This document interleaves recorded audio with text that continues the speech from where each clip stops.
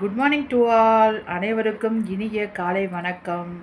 நல்லா இருப்போம், எல்லாருமே நல்லா இருப்போம். நம்ம நம்ம நினைக்கிற எண்ணம் நல்லதாக இருந்துச்சுன்னா நம்ம நிச்சயமாக நல்லா இருப்போம். ஆனால் சில ஜந்துக்கள் சுற்றிக்கிட்டு இருக்குது. எப்படி அப்படின்னா, ஒரு யூடியூபராக நாங்கள் வரோன்னு வச்சுக்கோங்களேன். யூடியூபராக வந்துட்டால் குடும்பத்தையே எடுத்து அசிங்கப்படுத்தணுமா? கேட்குறேன். ஏடாப்பா, லைவை தில்லு தெரானி இருந்தா நீ தான் ஓப்பனாக ஃபேஸை காமிச்சு இருட்டுக்குள்ளே இல்லாமல் பேசுகிற ஆள் தானே. ஏன் லைவை ப்ரைவேட்டில் போட்ட? பப்ளிக்கில் போடு. அதுவும் எங்கள் பொம்பளை பிள்ளைய நீ பேசியிருக்க சரியா? உனக்கும் ஈஸுக்கும் தனிப்பட்ட பிரச்சனையா, உங்கள் 2 பேத்துக்கும் பிரச்சனையா? நீங்கள் உனக்கு தைரியம் இருந்தால் வான்னு தானே சவால் விடுது ஈஸு. வான்னு தானே கூப்பிடுது. நீயும் எத்தனை வருஷமாக போய்கிட்டு இருக்கிற? ஏன்னா பயந்துருச்சா? ஈஸு பயந்துருச்சா? பொம்பளை பிள்ளை என்னமோ அவ்வளோ கேவலமாக பேசிகிட்டு இருக்க.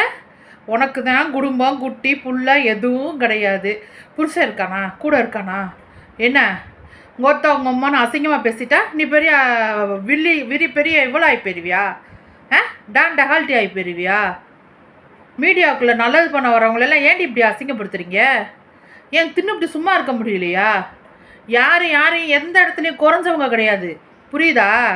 என்ன டேஸுக்கு பிள்ளைய பேசுனேன்? பிள்ளைய எதுக்கு பேசுகிற? உன்னை தான் வான்னு வீட்டுக்கு வான்னு சவால் தானே விடுது. உனக்கு அதுக்கு தில்லு இல்லை? உனக்கு பிள்ளை இல்லைன்னு சொன்னால் உனக்கு வலிக்கும் தானே? அப்புறம் என்ன மயத்துக்கு எங்கள் பிள்ளைகள் எடுத்து பேசுகிற?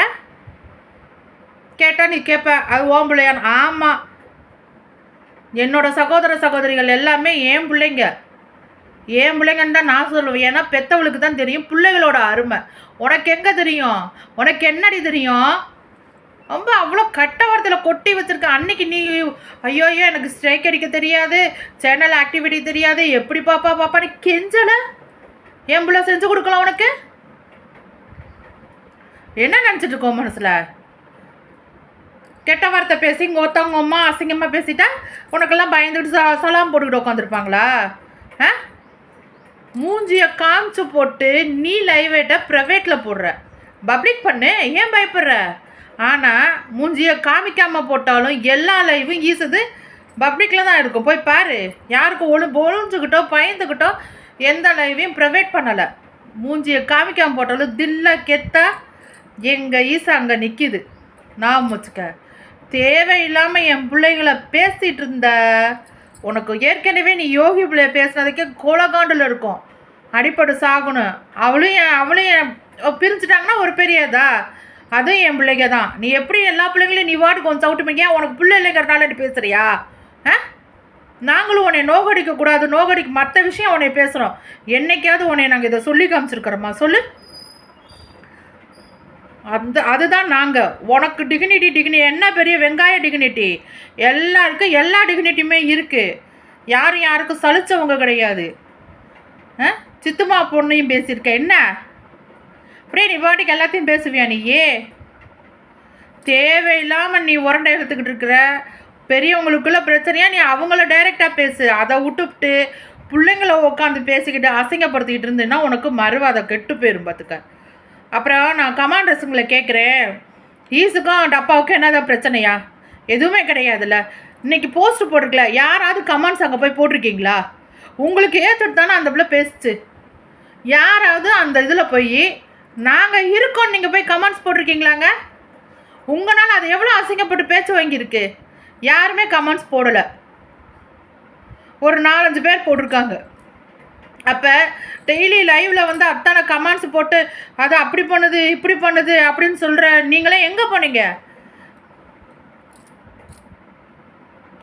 அது ஷார்ட்ஸ் போட்டிருக்குல்ல, அந்த ஷார்ட்ஸில் யாராவது கமெண்ட் போட்டிருக்கீங்களா? போடுங்கங்க. நீங்கள் இருக்கீங்கிற சப்போர்ட்டை காமிங்க. திரும்பவும் சொல்கிறேன், நீ லைவ் போட்டு பப்ளிக் பண்ணு. பேசிட்டு ப்ரைவேட் பண்ணுற வேலை வச்சுக்காத. நாங்களாம் இருட்டுக்குள்ளே பேசினாலும் தைரியமாக பப்ளிக் பண்ணுவோம். ஒன்றை மாதிரி அடுத்த பொம்பளை பிள்ளைகளையும் அடுத்த குழந்தைகளையும் பேச மாட்டோம். ஏன்னா பிள்ளைய பெற்றவர்களுக்கு வலிக்கும், பேசுகிறப்ப வலிக்கும். உனக்கு அதெல்லாம் இல்லை. அதனால நீ வாடு கொஞ்சம் சவுட்டு மேனிக்கு பெரிய அப்பா டக்கர் மாதிரி மூடிட்டு போ வேலையை பார்த்துட்டு. பெரிய டான் டகால்ட்டி நீ பண்ணுற எல்லாம் தெரியாமல் இருக்குன்னு நினைக்கிறியா? அன்றைக்கி ஏன் என்னைய புரோக்கர் பேசுகிறான்னு எனக்கு தெரியும். யார் ஏற்றி விட்டாங்க எல்லாம் எனக்கு தெரியும். பேசாமல் ஓடி போயிரு. யார் எத்தனை சேனல் வச்சுருந்தா உனக்கு எங்கே வலிக்குது? ஓ வேலை நம்ம அதை பாரு சரியா? அசிங்கமாக பேசிட்டு இது பண்ணிட்டா மட்டும் உனக்கு பயந்துட்டு ஐயோ சாமி பயந்துட்டோன்னு ஓட மாட்டோம் சரியா? போ உன் பர்சனலை போய் நீ திரும்பி பாரு. வந்துட்ட எங்கள் பிள்ளைகளை பேசுகிறதுக்கு. திரும்பவும் சொல்கிறேன், எங்கள் பிள்ளைகளை பற்றி நீ ஏதாவது இனிமேல் பேசன உனக்கு அவ்வளோதான் ஞாபகம் வச்சுக்க. அப்படி பேசுகிறவ லைவை பப்ளிக் பண்ணிட்டு பேசுடி, ப்ரைவேட் பண்ணாதடி, பப்ளிக் பண்ணிடி. ஏடி ப்ரைவேட் பண்ணுற? அப்போ பயம் இருக்குல்ல? பிள்ளைய பெற்றவளுக்கு வழி தெரியும், ஞாபகம் வச்சுக்க. பிள்ளை பெக்காத உனக்கெல்லாம் அந்த வழி தெரியாதுடி. மானங்கிட்ட ஈத்தர என்ன பெரிய யூஆர்எல் எடுத்து கிழிச்சு நொட்டிடுவியாம்ல, அப்படியே உருட்டிக்கிட்டு இருக்கியா? போடே.